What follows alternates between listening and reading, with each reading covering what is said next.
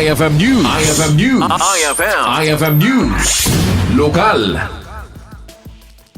Naruway nga pamadayaw tinagun-udan ti Provincial Government of Ilocos Norte ito muna nga tawen nga panagserbi ni Governor Cecilia Araneta Marcos. May bilang dito ti Seal of Good Financial Housekeeping, Seal of Good Local Governance, Palbayani Award for Health Excellence, Most Child-Friendly Province, Regional Kalasag Award, Green Banner Seal of Compliance, National Kabalikat Award, Regional Best Peso Award, Outstanding Youth Development Office iti Pagilian, ken kakaiso nga probinsya nga danti good rating, iti Department of Health Healthy Communities Award, kuna ti Gobernadora, dahil iti mga paneknek nga adati napintas a panagkakesa ken panagtalek iti trabaho.